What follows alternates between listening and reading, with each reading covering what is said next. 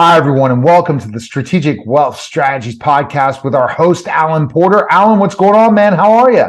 Just a beautiful day here in North Carolina. It's about 70-something degrees out. Skies are clear. Oh, my goodness. Well, Texas, it's warm and nice, too.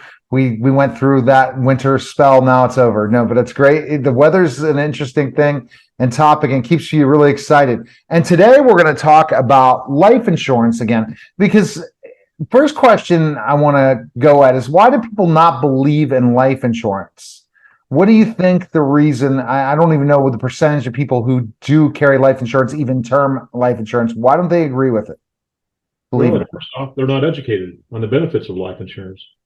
There's not another financial vehicle out there that even comes close to the benefits of life insurance. I don't care what kind of insurance you got. All insurance is great because it protects the family. And it's just like term insurance. Term insurance is fine if you can't afford cash value life insurance, but it protects the family. Now, let's say that you've got a family you've got a lot of kids. And let's say that you're coming home from work one day and you're killed in a car accident. Who's going to protect your family?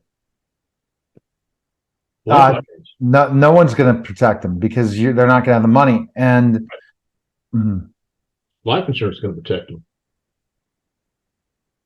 Totally.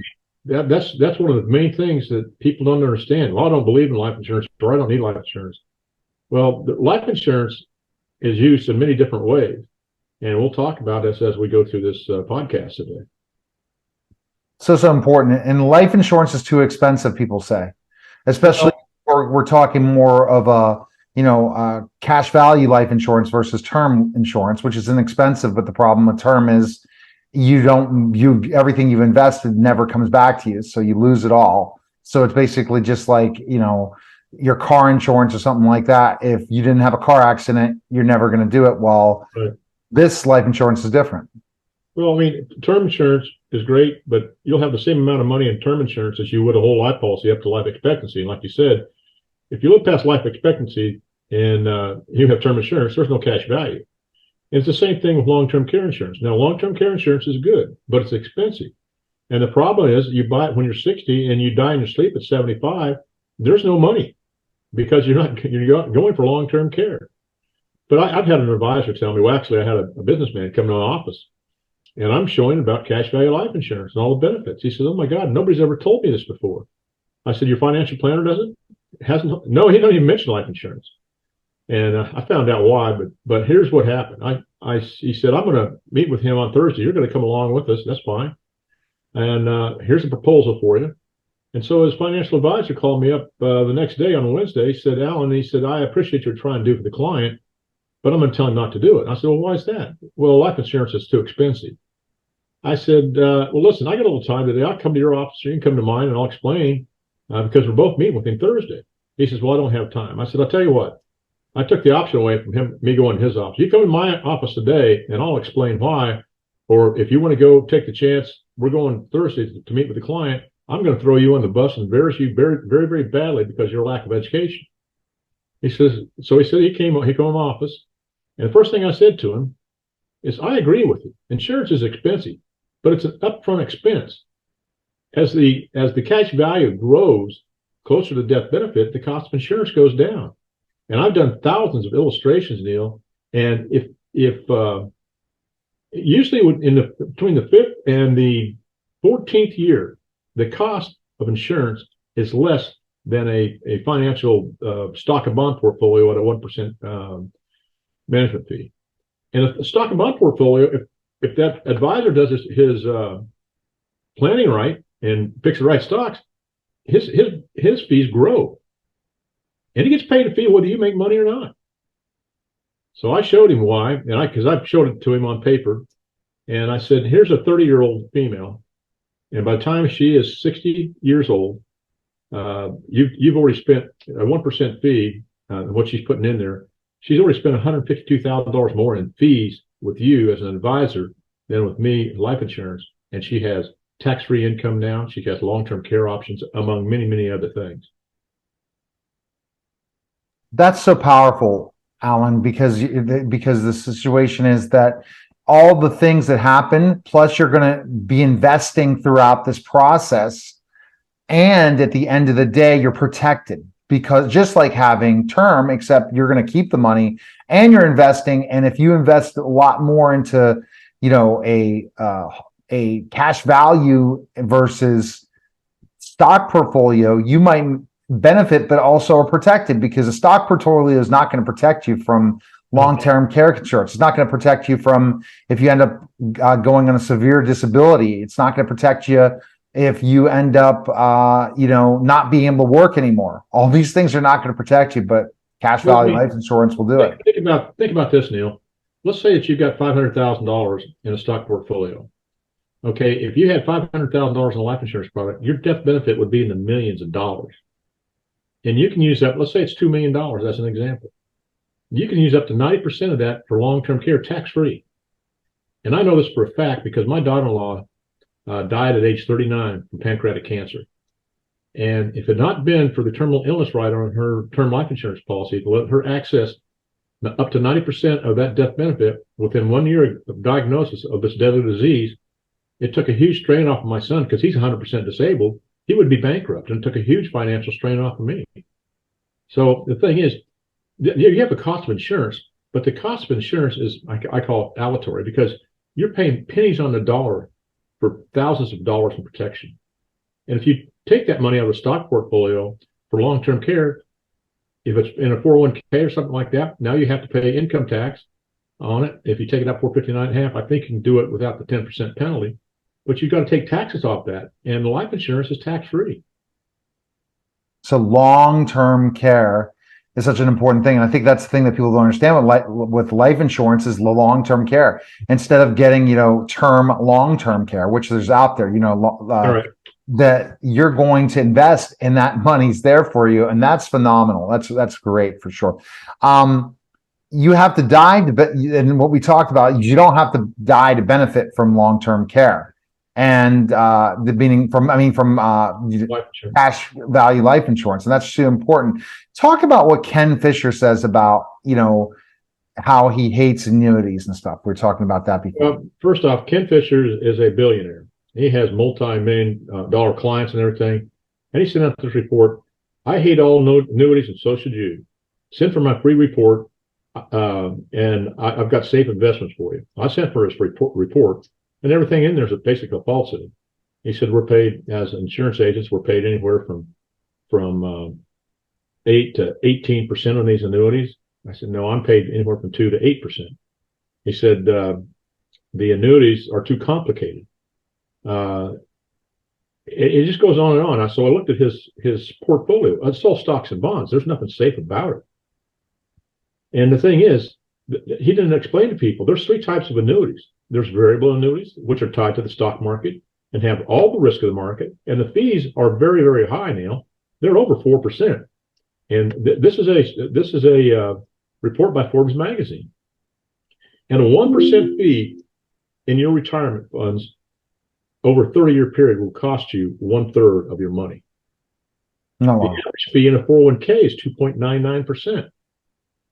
And people don't even know how much they're paying in fees.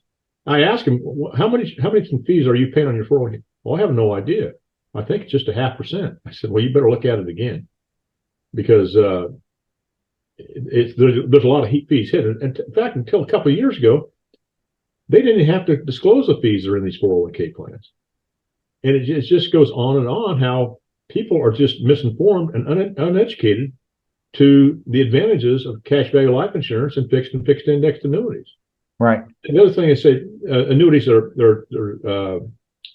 they have too many fees. Well, a variable annuity has too many fees, that's for sure.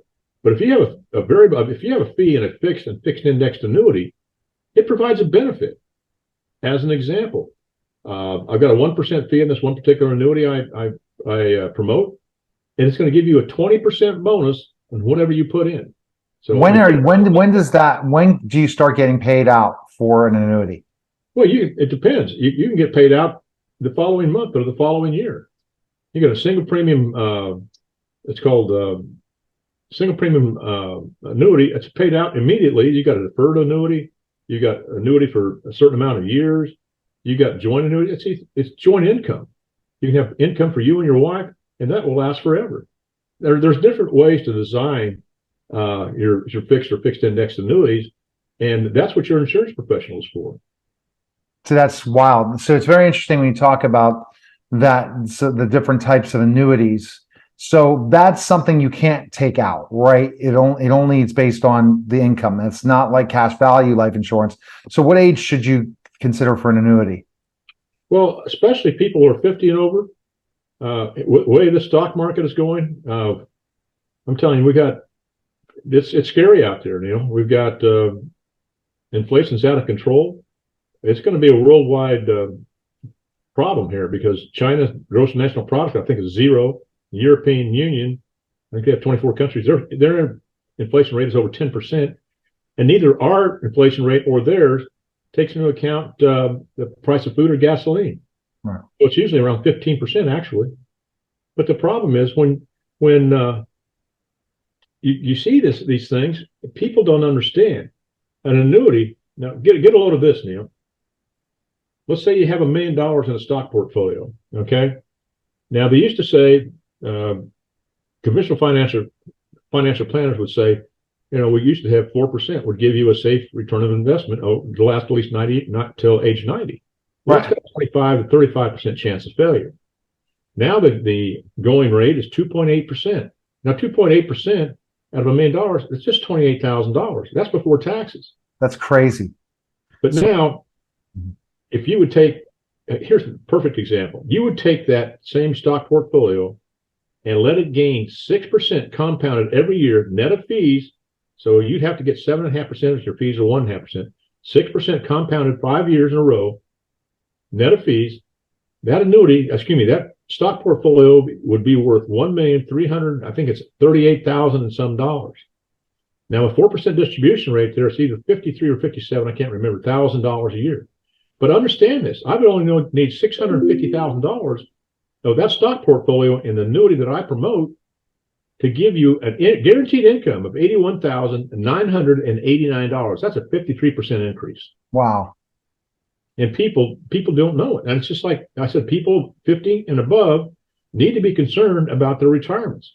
I'm all for diversified assets, but have some money in the stock portfolio, have money in the fixed and fixed indexed annuities that provide guaranteed income, which you have to have, cash value life insurance, your pension, Social Security. But the thing is, the 60-40 split, 60% stocks and 40% bonds, that's gone. That's out the window.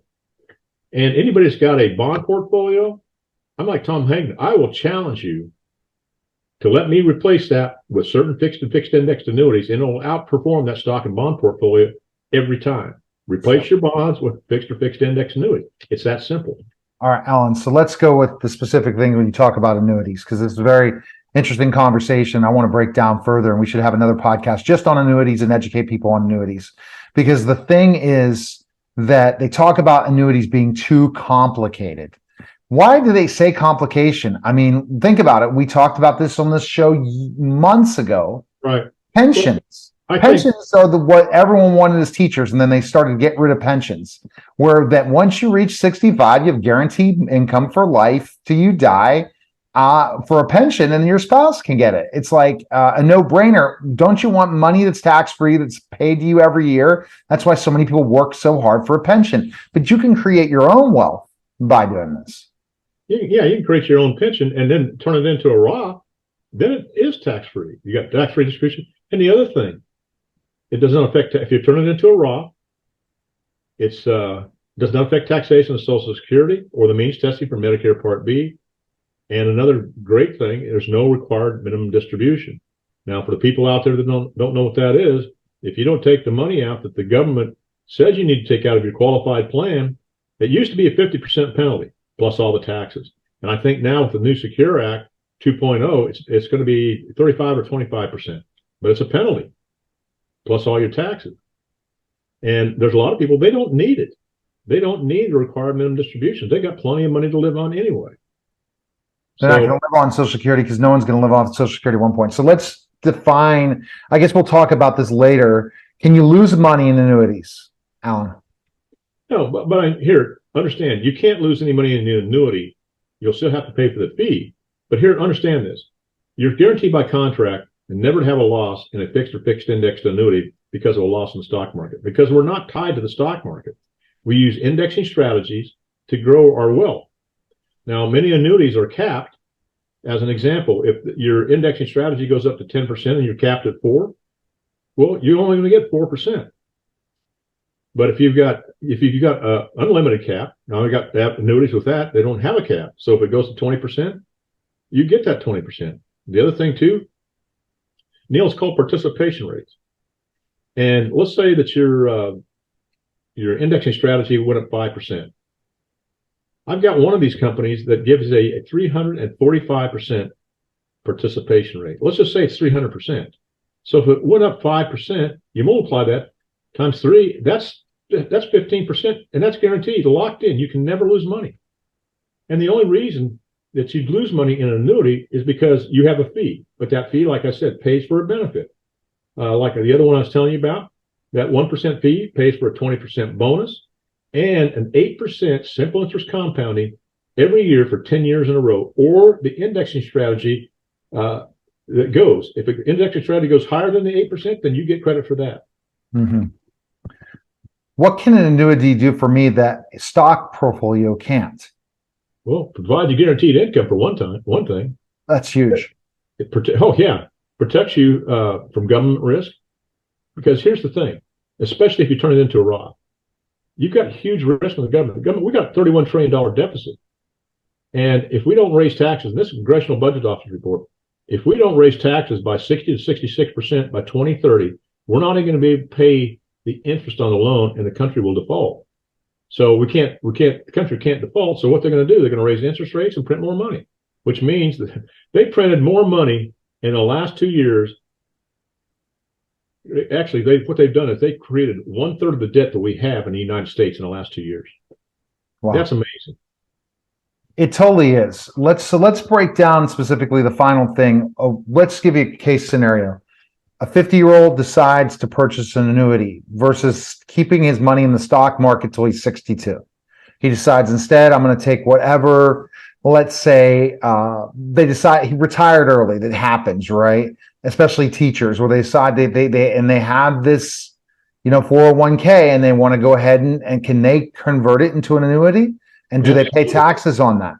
Absolutely. Well, you got to pay taxes. You got to pay taxes on it sooner or later. But I tell people, pay your taxes on it now. There's a thing called, if you're between the ages of 50 and 59, it's a thing called the 72T transaction. I did it for my wife and bought her a life insurance policy with it, a cash value life insurance policy. But what they'll do is they'll take the distributions and distribute that over a 5-year period or till age of 59 and a half, whichever is longer, the money that's in that TSP.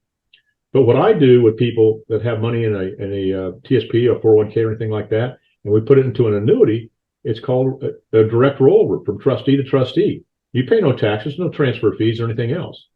But I found in all the years I'm doing this, like people like Edward Jones and Goldman Sachs, they don't want to get rid of that money. They delay transferring that money from a person's stock account where they don't get paid a fee anymore into another company with a fixed indexed annuity or a fixed annuity. It cost us one client over $15,000 because they waited a month before they transferred the money. It's crazy.